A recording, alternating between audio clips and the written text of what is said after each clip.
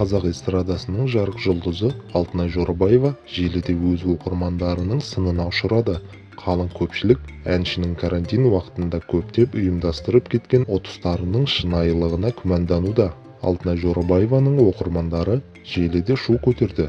Олар өнер иесінің сансыз ұтыстарына қанша мәрте қатысса да әлі де ұта алмай келе жатқанын жеткізді.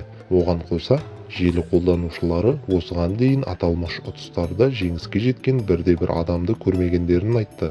Өз наразылығын олар шоу-бизнес жұлдызының Instagram парақшасында жариялаған жазбалардың астында қалдырып жатыр. Ұтып жатқан бір адамды көрмедім. Қайта-қайта оқырмандарын жаңадан қоя береді. Адам санын көбейтудің амалы ғой. Елді әбден ақымақ қылып бітті. Қанша қатыссақ та бір ұтпаймыз. Шегірткеге сенген ақымақтар. Ешкім ұтпайды. Не үшін қатысып жүрсіздер? Қалай ұтады? Ұттырмай отырсаң. Не болып кеткен? Өз сүйкімін өзі кетіріп, деп жазуда көпшілік.